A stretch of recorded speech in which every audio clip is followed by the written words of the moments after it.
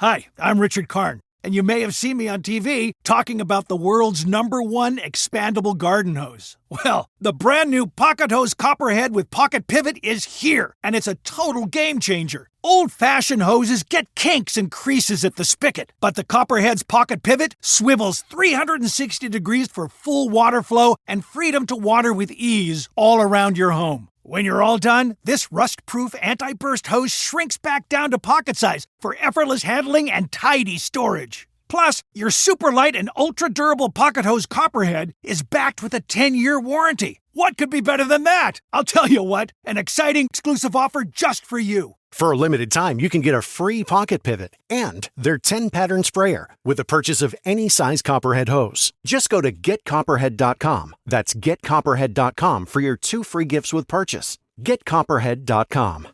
Message and data rates may apply. See terms for details.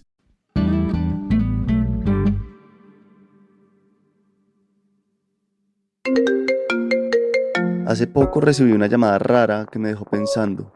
Sonó como una llamada común del banco. Me dijeron que era para hacer unos cambios de seguridad en mi cuenta y me pidieron que escribiera unos números que me mandaron por mensaje de texto para confirmar mi identidad.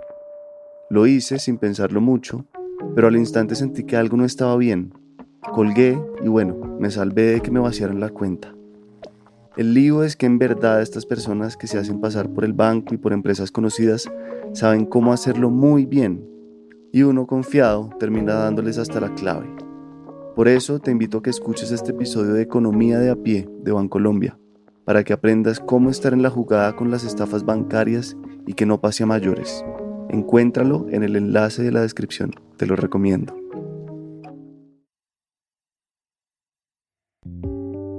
Harold Trompetero es uno de esos artistas que no se deja encasillar. Yo siempre he sido fuera de contexto total, o sea, donde llego quedo por fuera.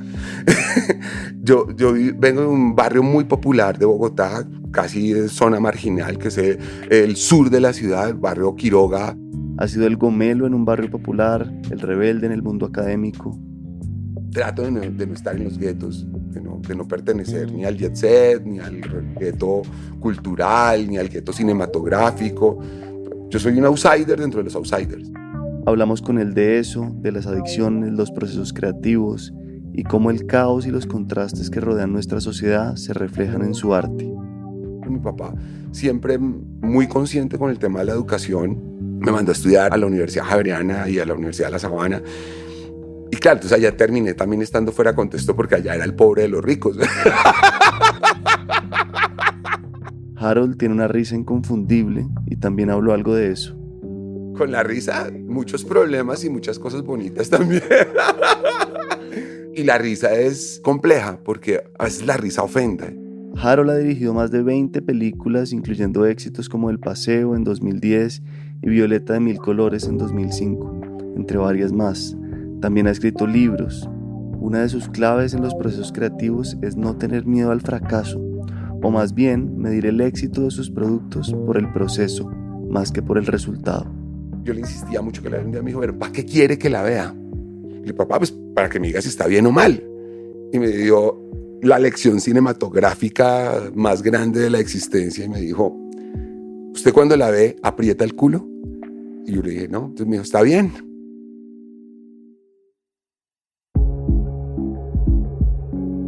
En este episodio, Harold Trompetero no solo busca reflejar su realidad, sino también mostrarnos algo de la cultura que nos define. Realmente lo que yo hago es reírme de los karmas nuestros, ¿no? O sea, yo no me burlo del otro, me burlo de la condición de lo que estamos siendo, de nuestro karma. Bienvenidos al Topo.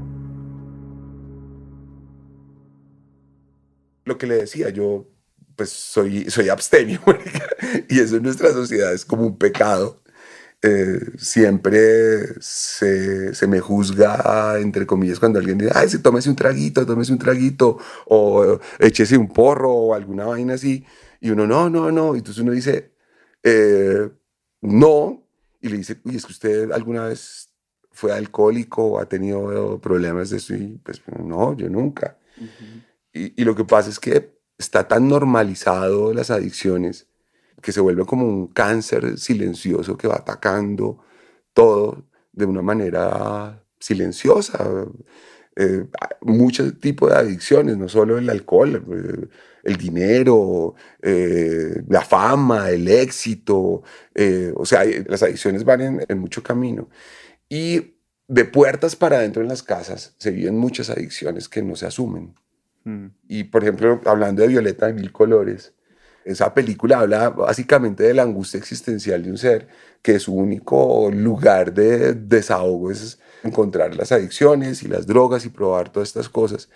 Y también es una forma de matizar, ¿no? Es una forma de que cuando hay conflicto, entonces tomémonos un trago, y es la forma de matizar. O hay una fiesta y no hay fiesta si no hay alcohol. Y si no hay como ese exorcismo a través de esas cosas, entonces, bueno, y otras adicciones más complejas como las religiones, las creencias. Somos una sociedad rota.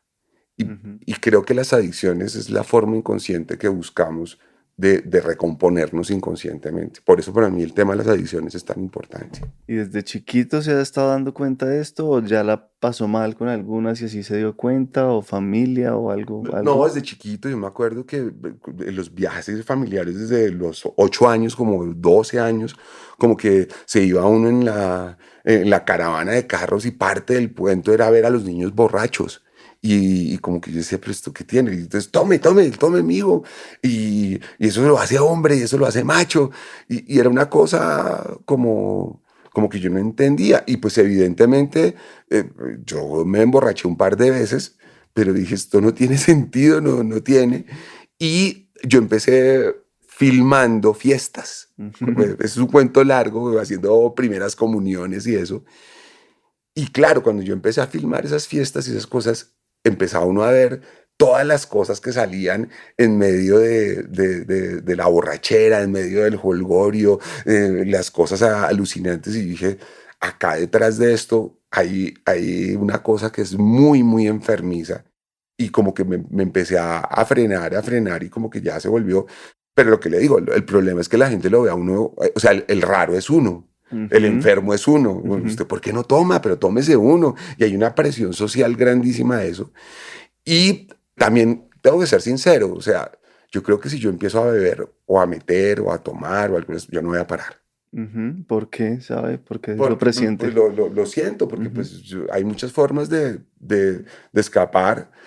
Yo tengo otras adicciones, yo soy un adicto al trabajo, o sea, yo trabajo muchísimo, he tenido adicción a la comida, al azúcar, estoy prediabético por culpa de eso, y como que yo decía, ay, yo no tomo, y ahora digo, pucha, estaba poniendo la cosa por otro lado que no me había dado cuenta. ¿Y cómo digamos, cómo se ha terapiado? Ahorita hablábamos de la espiritualidad, de las búsquedas de Vipassana, de yoga, de yagé, no sé, como que, sí, ¿qué ha hecho cuando va a terapia? ¿Qué habla? Yo no creo en los psicólogos. Tenía una amiga que lamentablemente murió y ella era como mi terapeuta. Era una señora, Alicia Ortega. Ella era como una amiga que fue la que me casó con mi esposa, nos casó simbólicamente. Y era creo que uno de los principales problemas que tenemos es que no hablamos, no ponemos sobre la mesa las cosas. Y pues en eso también parte de mi terapia. Yo digo que yo no voy al psicólogo, sino que hago películas. Y como que a veces las películas que yo hago a la élite le incomodan, a la élite intelectual y al público popular lo congracian mucho. Siento porque le están diciendo cosas que todos sabemos que están ahí, pero que nadie habla. Por ejemplo, Dios los junta y ellos se separan. Dios los junta y ellos se separan es una familia común y corriente en donde se presenta que cada miembro de la familia tiene una cara frente a la familia y otra por fuera de la familia. O sea, somos uno frente al círculo familiar y otro por fuera. sí. Entonces, por ejemplo, acá hay una cosa que no se asume y es que la infidelidad es uno de los problemas más grandes que hay en el país. Colombia es el segundo país más infiel del planeta. Por estadísticas, eso está comprobado. Yo no estoy diciendo así como dicen que somos el país más feliz del mundo, eso tampoco es cierto. Pero sí es cierto que somos de los países más infieles del planeta. Casi que la moza es parte integral de la familia colombiana. Y mire, esa reacción que usted acaba de tener es eso. ¿Sí? Uy, no me diga eso. Sí. Y es una verdad que está a gritos. Y decir esas cosas causa una risa incómoda. Entonces yo lo que me he propuesto es incomodar con la risa. Yo siento que hay un gran problema y por eso también estoy como alejándome del humor. Y es que el humor, nosotros en Colombia no sabemos hacer humor. Nosotros sabemos hacer bullying. Hacemos bullying, o sea, está el que se burla del señor gordito, está el que se burla del que le falta el dedo, del que tiene un apellido, el que tiene unos vicios. Pero eso es bullying, eso es coger al otro, incluso autobullying, ¿no? O sea, muchos de los stand-up comedies es burlarse de sí mismo, ¿no? Eso también es bullying. El humor es una reconstrucción sobre lo que vemos. Y si uno mira a los ingleses, muchos de los norteamericanos, y creo que el gran humorista que ha existido en Colombia, que es Garzón, él nunca se fue al ser humano. Cuando se fue al ser humano, lo hacía frente a frente, cabeza a cabeza. Y mirando a los ojos y casi como una recriminación y no como un chiste, una recriminación que causaba risa cuando hacía el embolador, pero él se burlaba del statement, de lo que somos, pero no se burlaba de los individuos. Entonces me perdí. Estuvo buena. Pero estábamos hablando de que me retiré del humor por eso y de causar incomodidad con lo que se decía. Y pues es lo que he buscado hacer con mi trabajo audiovisual, que es para la clase media hablar de esas cosas que, por ejemplo, pues, no sé, la última película que hice, que pues ya no es de humor, sino es de La Patasola, habla precisamente de eso. A mí me han ofrecido muchísimo hacer pues terror y porno y cosas como que, cómo buscar la audiencia. Y creo que la audiencia se logra conectando con ellos y siendo honestos. Y yo me he rechazado muchísimo hacer cosas de terror. Y cuando me propusieron La Patasola y me dicen que es una mujer que trata de vengar y se vuelve loca por una infidelidad, dije, uy, ahí hay algo que a nosotros nos conecta.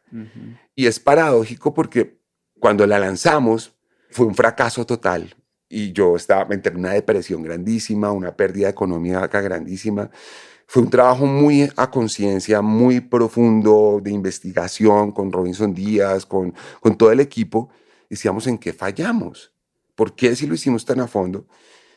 Y claro, el establecimiento que es el purista que admira y sabe del género del terror, lo rechazó vehementemente, lo criticó, las redes se llenaron de malos comentarios, o sea, todo era una mierda, todo era una porquería. Y por un motivo u otro llegó a una plataforma, Prime Video. Nadie la quería comprar ni nada, entonces logramos ponerla en Prime Video para que nos paguen por cada visualización, casi como al estilo YouTube. Y fue un hit total, o está siendo un hit total. La Patasola. La Patasola, la película colombiana más vista en la plataforma de Prime Video. Wow. Y yo no entendía. Y cuando empiezo a ver que el señor del taxi, oiga, Harold, me vi esa película, uy, qué susto que a uno lo vayan a coger con la moza. Y después veo al señor que me hace el mercado y me ayuda con el mercado y me dice, uy, lo mismo, yo nunca he visto una película suya, yo no sabía esa vaina. Dije, claro, ahí estaba la conexión con ese imaginario que va allende a las formas, allende a los estructuralismos y le habla a lo que está pasando en la sociedad realmente. Somos una sociedad construida a partir de traiciones. Sí, el problema de que afuera haya problemas de narcotráfico, que haya problemas de delincuencia, de que haya personas como Uribe o como Turifijo o como Petro, es que hay un seno en el cual se criaron y dieron germen a esos seres. Y investigar y ahondar allá, para mí es más importante que mirar la miseria o pornografía que hay en lo superficial. Y lo mismo me pasa con las clases más educadas y más favorecidas. Colombia, nosotros hicimos una investigación que nos identificaba para hacer una película que se llamó Los Originales. Y pues entonces salieron cosas como que el sombrero volteado, pero es que el sombrero volteado no identifica a un indígena del Amazonas o a un pastuso, o que el vallenato, pero pues igual, o que la bandeja paisa, o sea, si somos tan diversos que nada nos identificaba. Por ejemplo, la camiseta de Colombia, de la selección, es una cosa que identifica, pero resulta que marquetéricamente se modifica cada año, entonces no hay una constancia que nos identifique. O bueno, antes, bueno, hay muchas cosas que supuestamente nos unifican, y haciendo la indagación encontramos que lo que más nos identificaba son las apariencias. Es un elemento que conecta transversalmente todas las clases sociales, todas las regiones colombianas. Por ejemplo, los extranjeros acá en Colombia son felices porque, pues excepto los venezolanos, lamentablemente, cuando llegan acá, vayan a La Guajira, o vayan al Amazonas, o vayan al Chocó, todo el mundo los recibe con los brazos abiertos, y es como esa cosa de no querer ser uno, ¿no? Y también esa cosa de aparentar que uno es o una clase mejor, o que no hay problemas, o eso de no diga nada, mijo, deje así, el típico deje así, eso es parte de las apariencias. Entonces, indagar en todos esos elementos es lo que me ha movido a hacer lo que yo hago. Bueno, y vamos como ahí para atrás de eso, como que, cómo lo criaron, por qué todas estas inquietudes, por qué esta búsqueda, y cómo también volviendo a la pregunta anterior, que era como la búsqueda más interior, más como de responderse, pues La búsqueda la espiritual, búsqueda la espiritual. pregunta espiritual. Bueno, pues yo vengo de una familia, yo siempre he sido un fuera de contexto total, o sea, donde llego quedo por fuera.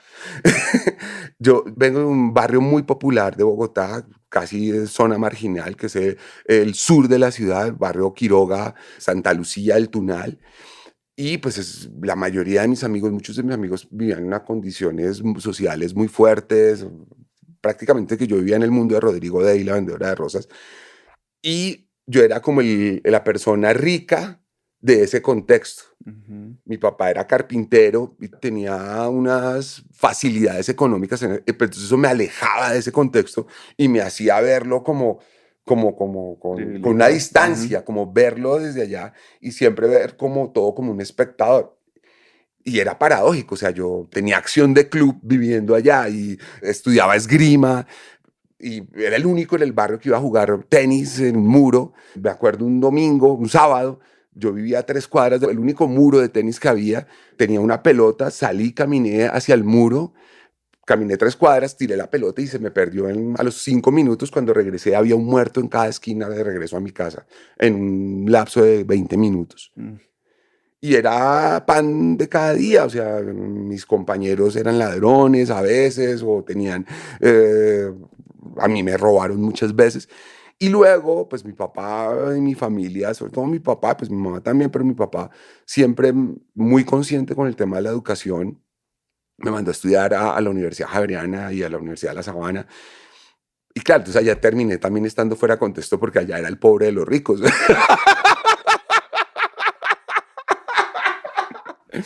Entonces siempre como que estuvo esa mirada lejana. Y la búsqueda espiritual para mí empieza, yo creo que desde muy pequeño, a través de la escritura, tratando de escribir. Ujú. Como le contaba, yo tengo dislexia, Ujú.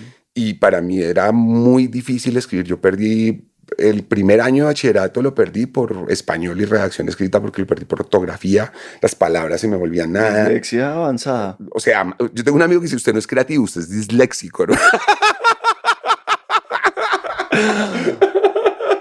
Hablemos de la risa rápidamente. Quiero que me cuente qué le ha pasado. Con la risa, Sí, con la muchos risa. problemas y muchas cosas bonitas también.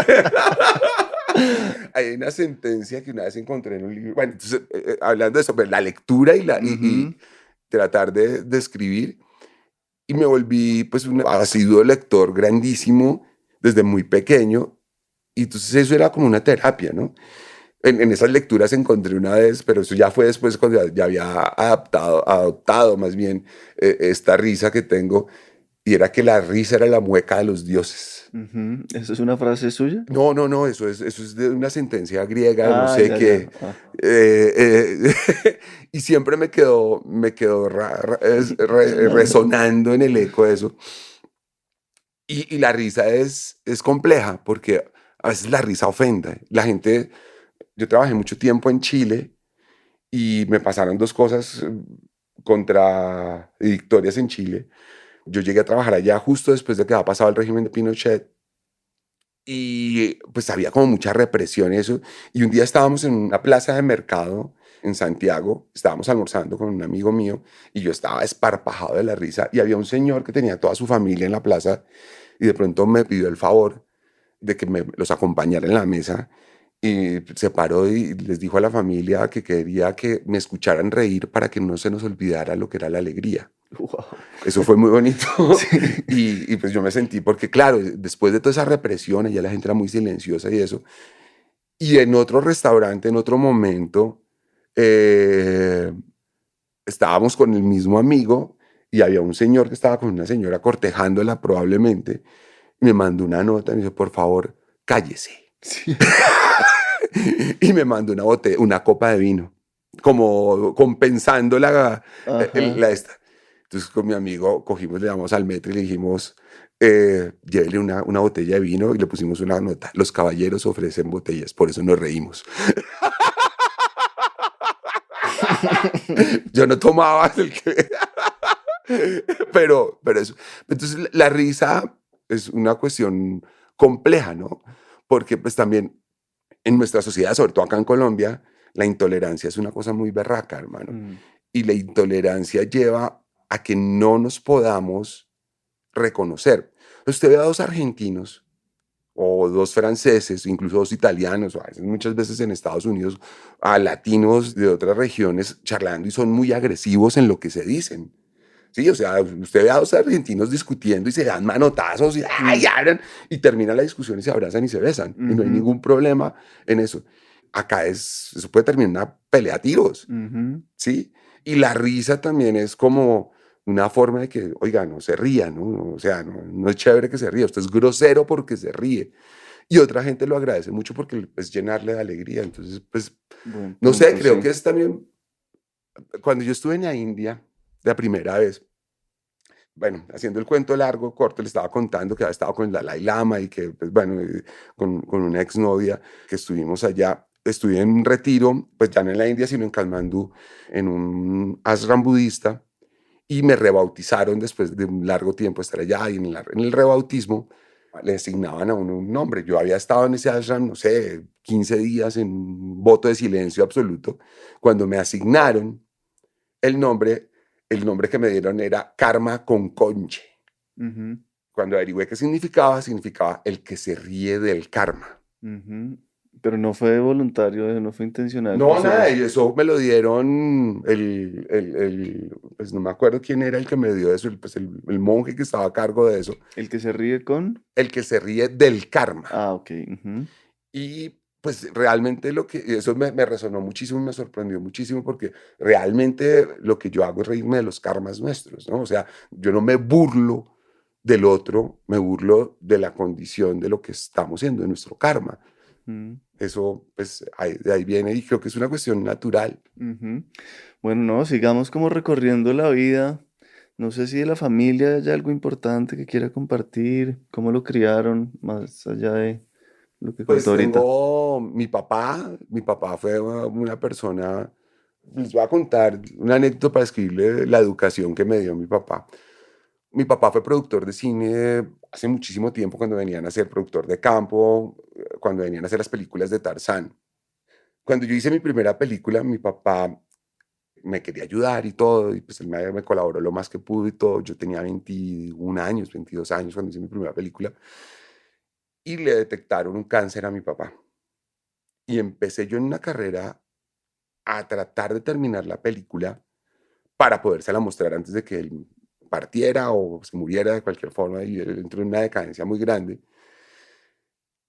Y yo pues no tenía la plata para terminar la película y tenía un VHS en ese entonces y la llevaba para un lado y al otro y esto. Y yo le decía, papá, por favor, mire la película. Y él me dijo, hermano, eso hasta que no esté proyectado en una sala de cine y la gente pague boleta, eso no es una película. Y yo voy a verla el día en que yo le pague la boleta para ir a ver en una sala de cine. Para mí esto era pues un problema existencial grandísimo. Y yo le insistía porque no había los recursos, no había cómo, habían pasado los años, pues no eran muchos, como 2 o 3 años, no había pasado, pero... Y un día me dijo, yo le insistía mucho que la viera, un día me dijo, pero ¿para qué quiere que la vea? Y le dije, papá, pues para que me diga si está bien o mal. Y me dio la lección cinematográfica más grande de la existencia y me dijo, ¿usted cuando la ve aprieta el culo? Y yo le dije, no. Entonces me dijo, está bien. Entonces, ese fue, por ejemplo, la primera vez que yo fui a Europa, no tenía un centavo, tenía una beca para ir a estudiar a Nantes y tenía $500 para estar 6 meses en Europa. Y pues yo le pedí a mi papá que me ayudara. Yo pensé que me iba a dar unos 1.000 euros o algo así, y me llegó con un Europass. Con un Europass. Un Europass, que es un tiquete para uno poder viajar por todo lado. Me dijo, el resto depende de usted. Y pues yo llegué a Francia y puta, tengo la posibilidad de conocerlo todo o me quedo en la escuela. Entonces lo que hice fue vender la comida, los tiquetes de comida y arrendar mi cuarto y me fui a viajar por el Europass. Y obviamente pues no aprendí francés, ¿no? Pero lo que me representó ese viaje, entonces el tipo de cosas, cuando salimos del colegio con unos amigos que éramos todos hippies, que queríamos ir a Machu Picchu. Entonces le dije a mi papá, papá, quiero ir a Machu Picchu. Y me dijo, Iggy, pues que me ayude. Me dijo, déjeme pensar y esto. Llegó a la semana y me dijo, hagamos una vaina. Si usted llega a Machu Picchu, yo lo traigo de vuelta. Buenísimo. Entonces ese fue como el tipo de educación que tuve con mi papá. Era una educación que siempre estaba moviéndome Como retándolo. retándome de la manera bonita. Y con mi mamá y mis hermanas, pues una mamá muy, pues muy mamá, ama de casa, cuidándonos esto. Con mis hermanas tuvimos como unas distopías, como esto, una relación cercana y lejana, porque pues yo no entraba en los cánones mentales de ellos, yo era ateo,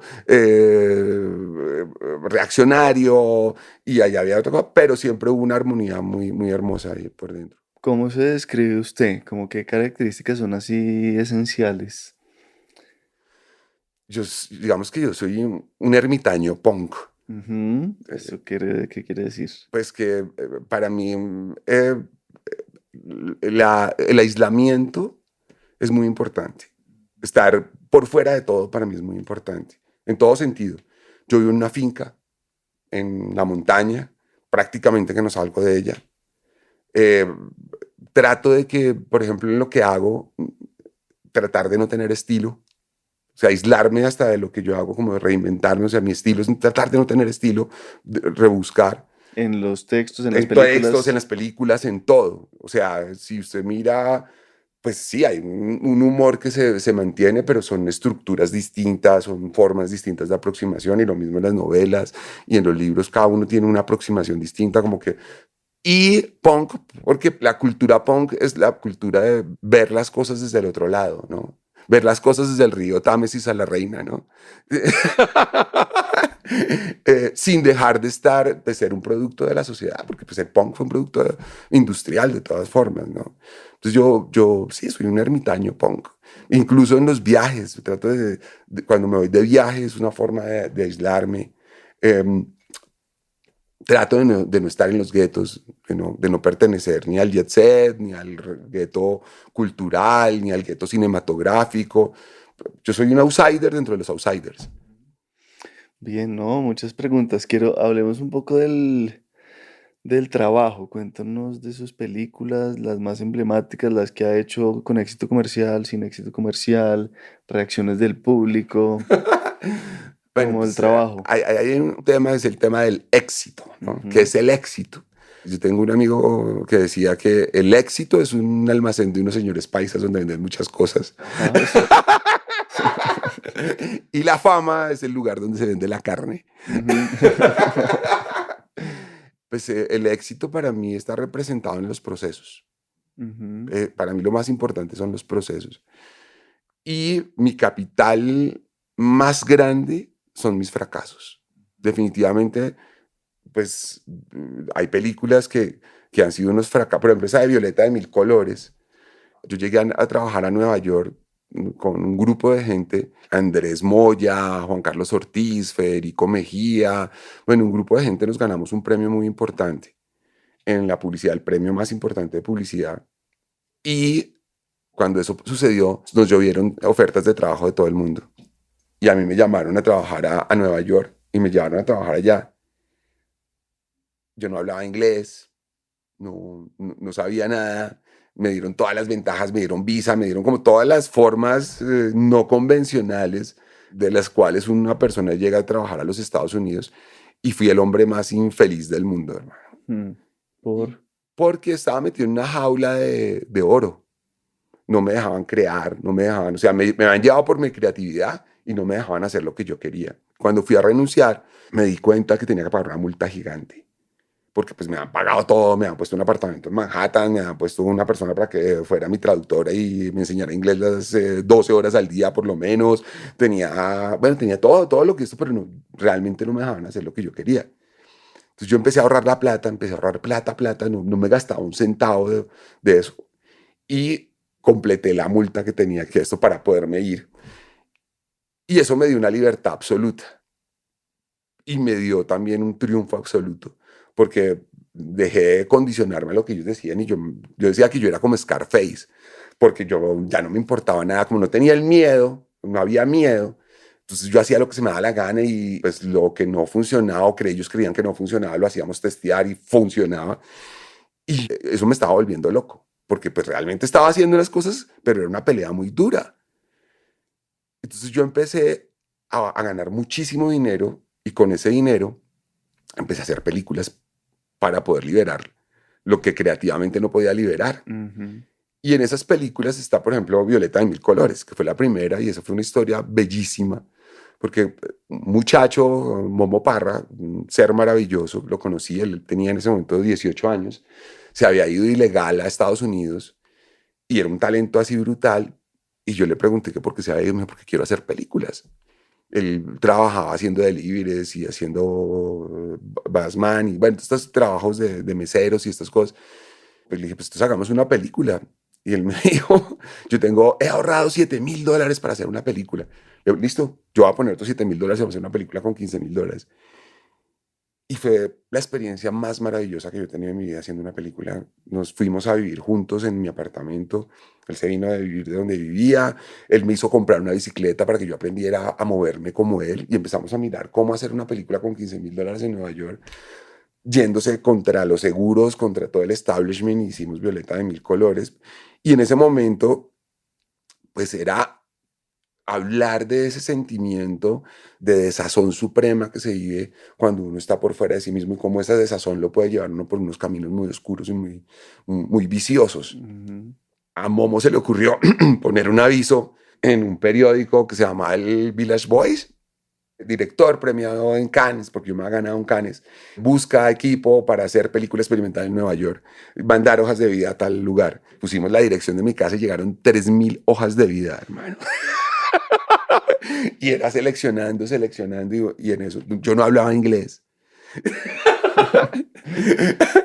Y bueno, en esa búsqueda apareció Flora Martínez, apareció todo este equipo y lo hicimos de una manera absurda. Había unas leyes que decían que uno podía filmar en Nueva York, pero necesitaba pagar un seguro de $1 millón. Y la forma que se obviaba el pago de seguro era filmar sin trípodes. En la medida en que uno pusiera un trípode en el piso, dijimos, pues filmemos sin trípodes. Y así no pagamos el seguro y nos fuimos sin pagar permisos ni nada. Con los $15,000, pues conseguimos la comida. Apareció un equipo brutal. Había Carlos Arango de Montis, que estuvo nominado al Oscar, terminó ahí siendo el director de fotografía. Bueno, fue un equipo brutal y nos fuimos como dementes por Nueva York firmando esa vaina. Y bueno, se hizo la película y todo, y nos llamaron a varios museos a mostrar no la película, sino el proceso de cómo se ha hecho esa película, porque pues fue todo un proceso creativo, experimental, brutal. Después nos ganamos un poco de premios y llegamos a Colombia y llegaron unas demandas para no poderla presentar. ¿Por los temas? Porque no teníamos contratos, no habíamos firmado contratos. Flora y el equipo decía que sí, que eso no se ha hecho con ese fin y que iba a haber un fin comercial. Bueno, llegó un lío. Fue una gran frustración. Entonces, ya después de hablar con los abogados y todo, se volvió una película copyleft, no tiene copyright. Y entonces decidimos que la película se podía, entre todos, después de toda la pelea legal, que la película se podía mostrar siempre que uno quisiera, en donde quisiera, en los festivales que quisiera, en todo, mientras no hubiera dinero de por medio. Buenísimo. Pues para el Y fue lo público. mejor que le pudo haber pasado. Entonces a eso voy. ¿Qué es el éxito? ¿Qué es la fama? ¿Qué es eso? Pues usted me pregunta por películas exitosas, pues yo he tenido películas que han tenido millones de personas que las han visto, que esto, pero quizás no tienen ese grado de éxito que tuvo ese proyecto que fue tan doloroso y tan hermoso y tan tortuoso a la vez. Entonces yo siempre mido el éxito a través de los procesos. ¿Por qué? Porque uno siempre que se enfrenta a hacer un proceso creativo la tiene perdida. O sea, usted se enfrenta a un proceso creativo y usted no sabe si eso va a llegar a buen puerto, si a la gente le va a gustar. Usted entra perdiendo. Entonces, si usted asegura que el proceso valga la pena, usted va a ganar, así le vaya mal al proyecto. Entonces, esa es la forma en la que yo asumo el éxito. Por ejemplo, yo tengo la peor película mía, fue una de las más exitosas, Muertos del Susto. Todo el mundo dice que es una mierda, que es una porquería, como un esperpento cinematográfico. Me acuerdo, Dusan hizo un artículo en Soho diciendo que cómo era posible que a eso se le pudiera llamar cine. Bueno, Daniel Samper se ha burlado de mí, esto.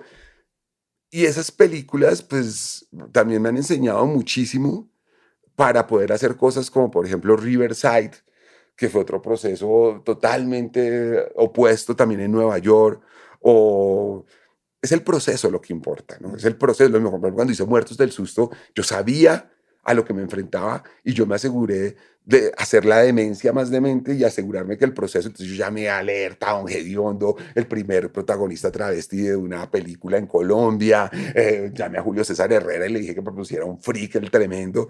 Yo decía, pues yo sé que igual el resultado no sé si va a funcionar o no, pero pues este proceso es el que quiero llevar en eso y resultó siendo un éxito para la gente que no miraba eso con ojos esteticistas y son un valor grandísimo. Entonces el éxito y el fracaso estaba basado en los procesos. Chévere, muy bien dicho. ¿Y cuál siente que es como la pasión suya, más allá de hacer historias, de contar, de crear películas o de ideas o historias? No sé, ¿hay algún tema, hay alguna causa detrás que lo Sí, mueve? yo eso lo tengo súper claro y es que hay una responsabilidad social muy grande en lo que uno hace con todos estos, con los libros, con esto y es, los productos creativos generan el imaginario de cómo uno piensa. O sea, no es gratis que los grandes escritores, que los grandes cineastas se vuelvan actores políticos tan fuertes y tan potentes, porque condicionan la forma de pensar de una sociedad. O sea, García Márquez en su momento de vida movía y quitaba y ponía y hacía y deshacía, era casi que tenía más poder que cualquier presidente que haya existido en este país. Y yo he tenido muy claro eso desde un comienzo. Y como te comentaba, para mí el gran problema de nuestra sociedad es que somos un país que no somos nación. Y yo lo que trato con lo que hago es que nos acerquemos de una u otra forma, burlándonos de lo que somos, pues burlándose de esa condición, reflexionando, dando esos puños incómodos, creando esa risa que hiere y que incomoda de arriba y abajo y de al lado, como que nos acerquemos cada vez a reconocernos más y en la medida en que nos reconozcamos más, acercarnos más a ser una nación. Ujú. Ese es Una mi, nación quiere decir un pueblo unido, como que pues una un cultura. pueblo armónico, algo Ujú, que vaya en un mismo sentido. Hay una cosa muy dura y es una conclusión y es que Colombia es el resultado de una sociedad hecha a través de violaciones. Los indígenas chipchas, si uno mira, eran muy violentos y siempre la violación era la forma, la violación física, la violación de todo, de todo, de todo. Y si vemos cuando llegaron los españoles, pues las violaciones que hubieron a los indígenas fueron me refiero a físicas y de todo tipo. Y pues si vemos toda la historia de la guerra de los 1000 días y si vemos toda la historia del conflicto armado reciente, la violación, y somos hijos reales y literales de esas violaciones. Ayer estaba dictando un taller en Medellín y un amigo nos comentó que su mamá había huido de su pueblo porque le había tocado ser prostituta a la fuerza y pues yo no sé, pero pues eso es una violación, ¿no? La Cándida Heredia es una violación. somos un país creado en torno a violaciones, violaciones de nuestros derechos, violaciones. Cuando alguien hace un chanchullo, cuando alguien le promete a uno una mordida, todas esas cosas son producto de violaciones, o sea, y eso pasa de puertas para adentro.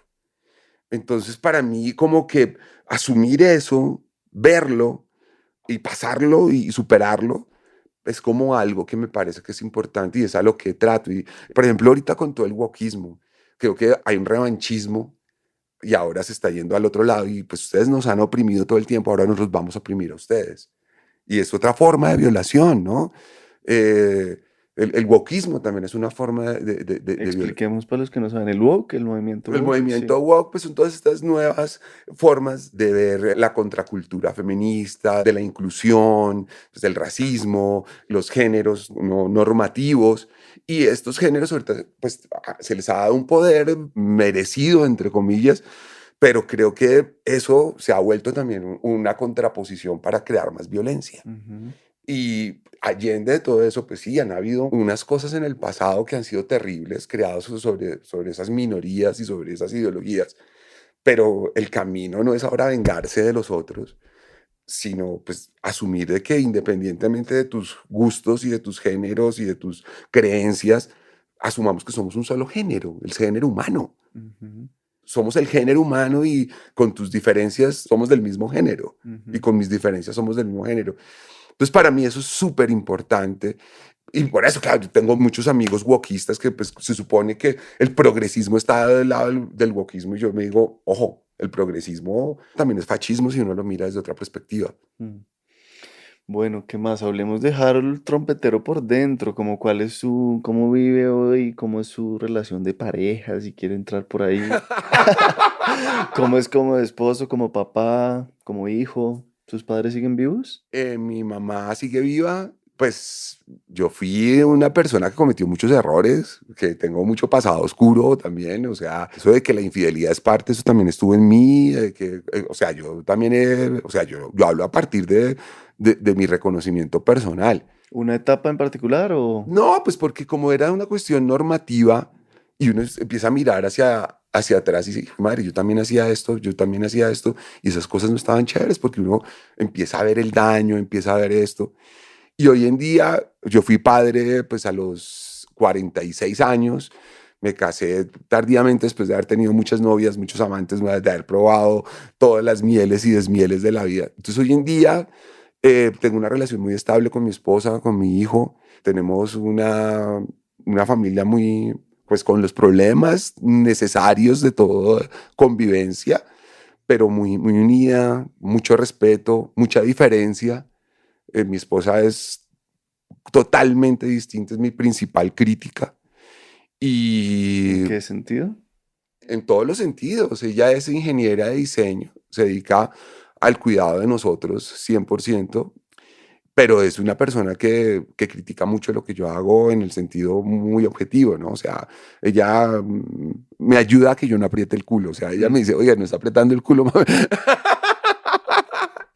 Y mi hijo, pues la educación que le damos es una educación muy también bipolar, por decirlo de alguna manera. Vivimos en una finca, pero estudia en un colegio de acá, de clase media, entonces está como entre los dos mundos. En la casa no hay pantallas, no hay televisores, no hay nada, pero pues tiene un contacto constante con un colegio normal de clase media alta, no, tampoco voy a decir que es esto. Entonces está en una contraposición, entonces es un valor de, mira, existe este mundo, pero no se nos olvide que también existe este otro mundo, ¿no?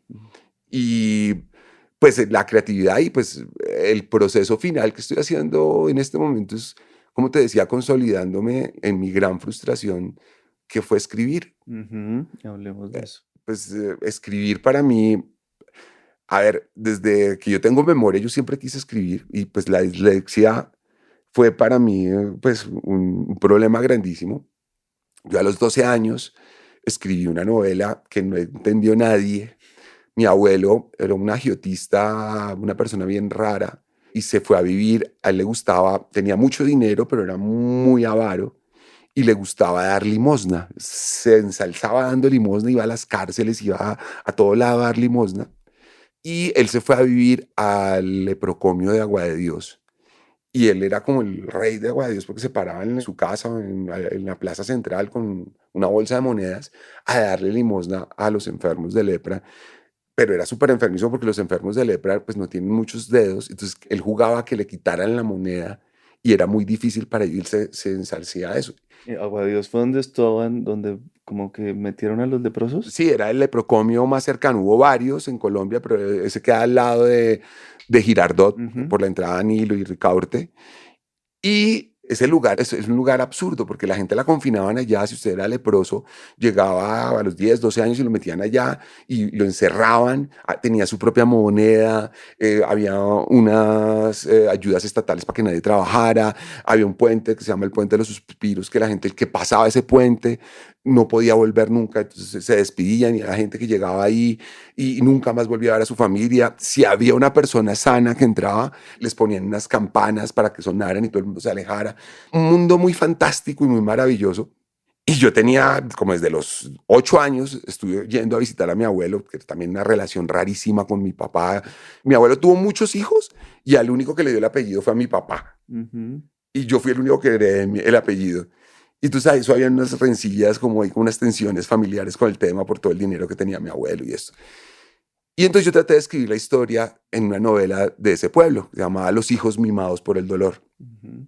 La escribí en un cuaderno Jim Book, se la di a una señora para que me la pasara y yo le iba a pagar con mis ahorros. Y la señora renunció, esto no lo entiende nadie, esto no tiene sentido, esto No no, entendían literalmente las letras. no entendía la letra, no entendía la redacción, no entendía nada. Y yo lo leí, y yo, pues está clarísimo.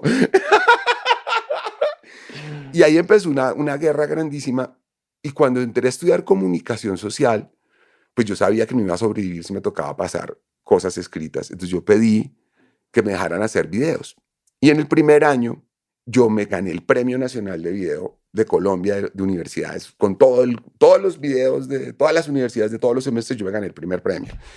Y eso me volvió como la Universidad Javeriana. Estoy en la Javeriana, el Pedadere Juaco me dio carta libre a que yo podría hacer lo que quisiera con los elementos audiovisuales de la universidad. Y empecé a hacer cosas y empecé a hacer cosas. Y era el burladero para no escribir. O sea, lo que yo hacía era que escribía y como no lo podía mostrar escribiendo, pues entonces lo hacía en imágenes. Y yo seguía escribiendo y pues claro, pues en los guiones y en estas cosas, pues nada. Y pues de hecho, la estructuración de lo que yo hacía en audiovisual era muy disléxica. O sea, diástole y sístole es un discurso desestructurado por fragmentos que no guarda la narrativa convencional y era pues mi forma de pensar disléxica.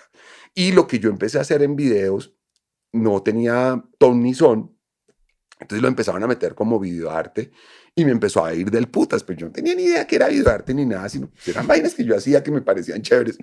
Terminé haciendo como 40 exposiciones a nivel mundial de videoarte, un personaje muy bacano que se llama Gil Charalambos, como que fue un padrino junto a Restrepo, José Alejandro Restrepo y otra serie, Echeverry, ellos eran los aladíes en ese momento, que era lo más vanguardista del arte colombiano, y yo me fui con esa cola y terminé haciendo, pero pues a mí no me interesaba hacer eso. Tuve pues una fortuna muy grande porque logré un conocimiento muy profundo. Y después me mandaron a San Antonio de los Baños becado por la universidad, por la Javeriana. Y allá como que me acerqué al mundo audiovisual y empecé a tener cómo escribir, ¿no? O sea, cómo escribir y empecé a luchar y pues era muy difícil. Entonces empecé a ver que a mí me quedaba muy fácil escribir de a poquitos, de a poquitos, de a fragmenticos, de a Ujú. fragmenticos. Entonces escribir sentencias, casi que cuando leía me pasaba lo mismo. A mí me quedaba muy difícil seguir una historia, sino que yo sacaba frases y extraía las frases y con eso. Y por ejemplo, hoy en día cuando leo, cuando hago lectura rápida, yo voy buscando las frases y con eso armo el relato. Casi que no leo el relato completo. Ujú. Y bueno, en esa lucha escribí varias cosas, hasta que dije, no, yo tengo que salir de esto, yo tengo que lograrlo. Y me metí a escribir, a hacer una maestría en escrituras creativas en la Nacional. Y paralelo a eso, empecé a escribir una historia al apartamento donde yo vivía acá en Bogotá hace como 15 años. Venía una señora muy pinchada a hacerme el oficio. Y yo no entendía por qué venía a hacerme el oficio y pues la había contactado por alguien que me había pasado el teléfono, no sé qué esta señora lo hace. Y era un lío contactarla para que fuera. Y un día le pregunté, le dije, ¿usted por qué viene a hacer el oficio? Casi usted no necesita esto. Me dijo, no, es que yo acá vivo, sueño, me libero y usted no se imagina las cosas que yo hago. Yo me escapo y vendo minutos de celular en el Parque de Lourdes. A veces voy a centros de bienestar familiar y cuido niños. ¿Se escapa de dónde? De su mundo, de su burbuja de señora bien. Wow. Y dije, uy, esto está maravilloso. Esa señora se llama Victoria. Y empecé a fabular y me pareció un personaje maravilloso. Y empecé a escribir esa historia. Inicialmente era, ¿qué pasa si esta señora en estas búsquedas termina embarazada? Una mujer de 68 años que termina embarazada. Y paralelo a todo esto, empecé a hacer investigaciones y a hacer otros proyectos de escritura. Entonces escribí una novela que fue mi tesis de grado y empecé a escribir esa historia como guión, que fue Todos los domingos son el fin del mundo, que es una historia sobre el Sunday Blues, la depresión del domingo, ese sentimiento de desazón de volver al trabajo, a la vida real después de esto. Le fue muy bien. La publicó una editorial que se llama 531, que pues ha sido como alguien que me ha colitado todos estos sueños. Y yo seguía escribiendo y escribiendo esta historia porque yo sabía que esa historia era como... Después escribí una historia que se llama Palabras que se lleva al mar, que es sobre las adicciones. Es la historia de una actriz, una diva, que cae náufraga en una isla del Pacífico y ella es alcohólica y tiene que enfrentarse a su alcoholismo en medio de la selva. Esa lucha del alcoholismo contra la naturaleza, contra sí misma y eso, también como un ejercicio. Y seguía yo escribiendo. Inicialmente yo lo veía como un guión de película. Hice como 35 versiones de ese guión, de esta historia de Victoria, que finalmente se terminó llamando Lactar. Lactar. Después me quedé pensando, siguiendo en ese mismo proceso, escribí un libro que se llama Espiral, que era basado en las memorias del subsuelo de Dostoyevsky, como esa vida del mundo perfecto en una sociedad perfecta como Estados Unidos y Nueva York, que yo mismo había vivido, se terminaba siendo una enfermedad. Y una cosa muy bacana en Nueva York, y es que yo me fui a conocer la India con el Dalai Lama y eso, sin ninguna búsqueda experimental. Yo llegué allá por pura coincidencia. Y mi encuentro espiritual, yo lo encontré en el infierno. ¿Cómo así? En Nueva York. En Nueva York yo me estaba volviendo loco. En eso que contó ahorita. Sí, allá me estaba volviendo loco, me estaba enloqueciendo, el ruido, yo no podía dormir, ganaba todo el dinero del mundo, pero yo no soportaba vivir en Nueva York. Bueno, en Nueva York sí, en Estados Unidos no soportaba. Quizás el único refugio de esto. Y me daba ansiedades, tuve que tomar Prozac, todo esto. Y la persona que me había llevado donde el Dalai Lama me fue a visitar, me dijo, estás en el lugar para que encuentres tu búsqueda espiritual. Me regaló una flor. Me dijo, mire, esta flor, una planta, el derrotero para que usted tenga presente que tiene esa flor es usted. Y ahí tiene que encontrar su búsqueda espiritual. Cuando ella llegó y fue a esto, y efectivamente, entonces vino el proceso de Violeta de 1000 colores, empecé a meditar sin meditación, empecé a correr, empecé a jugar más tenis y empecé a hacer una búsqueda súper profunda. Y producto de todo eso, como que me logré liberar de todo eso, o sea, logré superar el infierno. O sea, yo tengo amigos que siguen metidos en ese ritmo de vida, son súper exitosos, pero pues son alcohólicos, son drogadictos, son workahólicos, viven con mucho dinero, tienen muchas comodidades, pero viven una vida muy desgraciada, entre comillas. Y yo como que logré, por eso digo que mi búsqueda espiritual la encontré en el infierno. Ahí, y eso me lo enseñó también otra persona que conocí allá, que me decía, es que, pues claro, es muy fácil uno meditar en una montaña, en la cima de esto. La paz se encuentra en el infierno. Si usted es capaz de estar en conexión con usted en medio del ruido, en medio de la desesperación, en medio de los problemas, en medio de lo asqueroso de la vida, ahí encontrará la conexión. Lo otro es puro... Sí, adorno. Sí, adorno. Externo, sí. Entonces, escribí ese libro que se llama Espiral, que está con una editorial que se llama Calixta. Y seguía yo trabajando en esto de Lactar, que se llamaba Victoria en ese momento, hacía investigaciones, me senté con Alicia Ortega, la señora esta que le digo, le pareció maravillosa la idea. Entonces, cómo con una mujer de 68 años sentarse a hablar y cómo hablaría, cómo pensaría la feminidad, para mí es un tema muy importante. Y en ese proceso tuve una pérdida grandísima, hermano. Perdí algo de lo que no puedo hablar acá, pues es una cosa muy personal, no me interesa hablar esto, pero me rompí totalmente, me destrocé, le pedí a mi esposa que yo necesitaba aislarme, que necesitaba... Yo sé que el refugio íntimo es el lugar para salvarse. Ujú. Y tú le pedí, y yo tengo una relación muy profunda con la isla de Providencia, y me dijo, pues váyase para Providencia y quédese allá y mira a ver cómo se reconstruye. Literalmente me fui, tengo unos amigos allá muy queridos, nativos, raizales, y me acogieron durante 15 días y estuve literalmente 15 días tirados en una hamaca mirando al horizonte sin poder hacer nada. No podía pensar, no, eh, pensamientos suicidas, todo este tipo de cosas. Y el mar siempre cura todo. Ujú. El agua salada ayuda a todo. No quedé bien, pero pues sí, sí pude salir de ese hoyo profundo, creo. No sé si tú... Y cuando regresé, dije, tengo que hacer algo con esto. Con esa experiencia fuerte. Con todo ese dolor, ¿cómo lo Ujú. saco? ¿Cómo esto? Y llegó la pandemia y llegó el huracán que destruyó Providencia. Entonces me dio muy fuerte y dije, bueno, ¿y qué pasa si escribo una novela sobre un tipo que tiene un dolor muy profundo, está roto por dentro por esto y está en eso y lo coge un huracán y el huracán, una cosa que lo supera a él, pues le hace dar cuenta que hay cosas más grandes siempre que el dolor de uno, ¿no? O sea, que uno piensa que el dolor de uno es el más grande del universo y siempre hay dolores más grandes y rompimientos más grandes. Hablé con mis amigos de Providencia, yo les estaba ayudando desde acá en medio del huracán y la pandemia, les comenté qué quería hacer.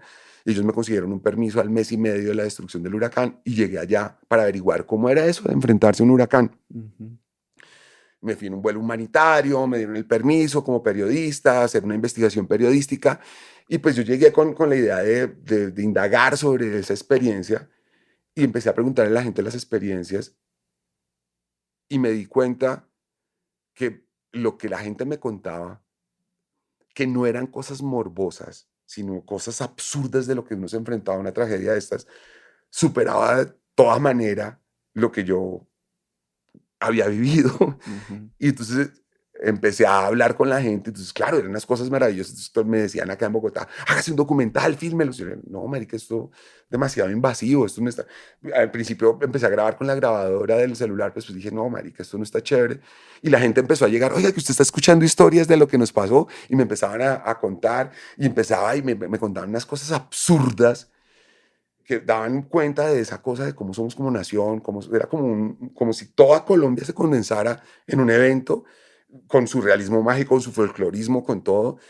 Historias como, pues, había un personaje que se llama Peche, que era un guajiro que se había ido a esconderse, entre comillas, durante la bonanza marimbena, terminó viviendo allá y le habían enseñado que para sobrevivir en su natal Guajira, lo único que necesitaba era su mochila y su chinchorro y su hamaca. La mochila para cargar las cosas y sobre todo su chinchorro. Cuando empezó el huracán, este señor empezó a pelear contra todo para salvar su mochila. Se le cayó la casa, se metió debajo de unos tablones, también se le cayeron, se le rompió un tanque de agua, le pasaron tejas volando, se le enredaba la mochila y el chinchorro y luchaba por salvar. Al día siguiente, cuando amanece, mira alrededor, se salva su chinchorro y ve que no hay un solo árbol donde guindar su chinchorro. Entonces era el tipo de historias, no era la pornografía, sino Mm. cómo era la metáfora de la vida misma. Y entonces cuando llegué acá dije, ¿qué hago y qué pasó con mi angustia existencial? Entonces lo que hice fue hacer un libro de crónicas acerca de todo eso. Y Mm. yo seguía escribiendo y mirando y mirando. Y en un momento dado me di cuenta que con Lactar, que lo que me llamaba la atención de escribir también es que el audiovisual te dice todo, te pone enfrente todo lo que tú quieres, ¿no? O sea, esta es la persona, estos son los hechos, esto, y tú estás ahí como casi... Esto. Y me di cuenta que había muchas cosas que estaban en torno a toda esta historia y dije, la voy a escribir como novela. Y me lancé y dije, y este es mi primer proyecto serio, literario, para poder como esto. Y pues, saqué el Actar y pues también como en la angustia de decir, pero usted escribe y eso nadie lo va a leer, la gente no lee. Y Ujú. entonces me puse a indagar en las nuevas narrativas, cómo escribir Lactar para que conectara tanto con los lectores exquisitos y Ujú. los lectores convencionales. Y resulta que hoy en día las nuevas narrativas nuestra estructura narrativa está basada en el discurso aristotélico, de introducción, nudo, desenlace. Y pues eso sigue manteniéndose entre comillas, pero en esos discursos los puntos de giro son cada 30 minutos, o sea, los ganchos se dan cada 30 minutos. Antes de la pandemia, el ser humano tenía un poder de concentración de 6 minutos aproximadamente. Hoy en día está en 18 segundos. Por el Instagram, por el TikTok, por esto. Dije, ¿cómo escribo yo esto para que tenga ese mismo poder de concentración y de atracción que logra el Instagram y el TikTok contando algo tan profundo? Y decidí armarlo en pequeños fragmentos muy rápidos, muy rápidos, muy rápidos. Y pues nada, ahí va mi búsqueda y salió Lactar y pues estoy muy, muy, muy, muy feliz con eso. Wow, chévere y felicitaciones, lo leeré. No, quería ir terminando preguntándole como qué tan orgulloso se siente de su carrera, ha hecho 1000 cosas con muchos estilos, bueno, aquí ya lo ha contado. Y qué consejos también para los que quieren crear o queremos. No, yo creo que sí tiene como pues un recorrido y una autoridad para hablar así, entonces como mucha gente como que dirá uno cómo crea, yo mismo también me pregunto cómo inspirarme, cómo seguir, cómo manteniendo la creatividad viva y haciendo lo que a uno le gusta. Hay una anécdota de una amiga mía que trabajaba para un periódico en Buenos Aires y recibió un día la encomienda de hacerle una entrevista a Ernesto Sábato. Entonces ya fue pucha, Ernesto Sábato.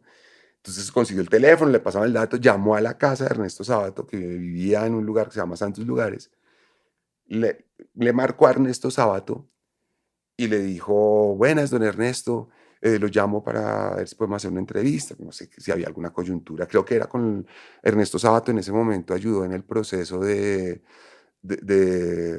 los desaparecidos y él fue esto, creo que era en torno a eso. Y Ernesto Sábato le dijo, sí, estaba esperando su llamada, necesito que se venga ya. Le dije, este man está loco. Es que en el momento previo que usted me llamara, descubrí el secreto de la vida. Dijo, este viejo verde me quiere comer.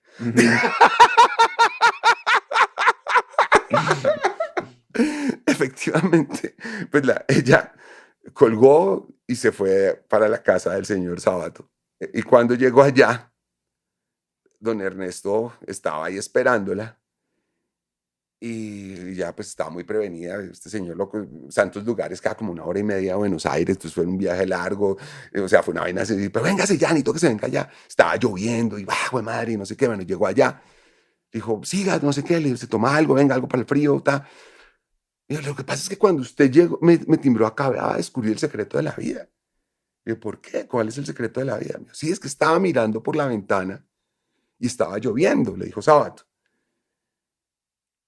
Y yo quería salir a caminar, pero me daba miedo la lluvia, y me daba miedo enfermarme, y me daba miedo mojarme, y me daba miedo salir a vivir. Entonces me di cuenta que el secreto de la vida es no tener miedo. Que lo único que hace que uno no viva, si existe algo, una antítesis a la vida, es el miedo.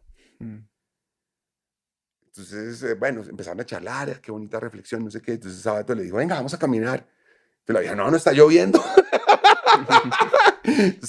Dios, oiga, dése cuenta de lo que le acabo de decir. Vamos a caminar, póngase un chopo y vamos a caminar. Salieron a caminar y Sábato estaban caminando, él vive en un barrio que está al lado, o vivía en un barrio que está al lado de un bosque. Se fueron por el bosque y había unos árboles grandísimos. Le dijo, es que mire, cogió una bellota de los árboles. Le dijo, mire, haga de cuenta que esta es su alma. ¿Sí? Usted tiene dos posibilidades con su alma. Llevarla a su apartamentito y ponerla en una matera y sembrarla y que le salga un arbolito. O ponerla en un campo grande y sembrarla y que le salga un árbol como estos. Y yo creo que esa es la recomendación número 1 que yo le doy a la gente cuando me dice sobre la creación. No tener miedo. Cuando uno crea, cuando uno hace cosas, cuando uno se está poniendo en juicio, porque así es la vida, no porque sea una necesidad, sino pues alguien lo va a ver, alguien le va a dar una opinión y alguien es... Y la única regla es que no hay reglas para crear. como que todo el sistema capitalista y económico y de formación intelectual y todo nos trata de dominar para decir cómo se hacen las cosas. Y creo que en contraposición, la regla que existe para la creatividad es esa, que no hay regla y que la única cosa que uno le tiene que hacer caso, pero no traicionarse y no mentirse y nunca ir en contra de eso y no ser complaciente, es no ir en contra de su intuición. Ujú. Siempre hacerle caso a la intuición. Pero y actuar con miedo, porque es que pedirse no tener miedo puede ser más paralizante todavía, sino hacer las vainas con miedo. Claro, o sea, el problema no es no sentir miedo, sino hacerlas a pesar del miedo. Ujú. Chespirito decía que el héroe supremo era aquel que se enfrentaba a los problemas así lo tuviera miedo y que por eso había inventado el Chapulín Colorado, que era el más temeroso, era esto, pero se enfrentaba a los problemas. Con Que eso miedo. es realmente ser un superhéroe. Ajá. Sí, entonces el miedo no va a dejar de estar, pero es pasarlo, transgrederlo y Ujú. estar por ahí encima. Y pues claro, hay que investigar, hay que estudiar, hay que reflexionar, hay que hacer muchas búsquedas y no tenerle miedo al fracaso. O sea, nosotros somos una sociedad que estamos muy condicionada a los resultados y no a los procesos y al punto final. Y el fracaso es el material más grande de trabajo que uno tiene. Ujú. En los éxitos, en los grandes momentos, uno no aprende. Yo he estado en la cima de las cosas que yo he hecho, he estado afortunadamente en los momentos máximos y de allá no me ha quedado nada. A mí me ha quedado de cuando me he equivocado, cuando me he quebrado, cuando me han dicho que es una mierda. Ahí está el valor, ahí está lo que esto, porque eso nos dice, pucha, ¿qué pasó acá? Ujú. En Japón, las personas que se han quebrado o que han tenido, pues, sí, grandes fracasos, son más valoradas profesionalmente. Hay una, pues porque si no se han hecho harakiri y han podido sobrevivir a eso, pues tienen una fortaleza muy grande, ¿no? Y a veces casi que los fracasos lo que hacen es eso, ¿no? Los fracasos lo que hacen es volverse un harakiri conceptual, ¿no? O sea, lo aniquilan y uno no sigue por ese camino. Bueno, no, Harold, con eso creo que dejamos un mensaje muy importante. No sé si quiera cerrar con algo más. Para mí, la motivación principal de venir a hablar contigo es el tema de las adicciones. Ujú.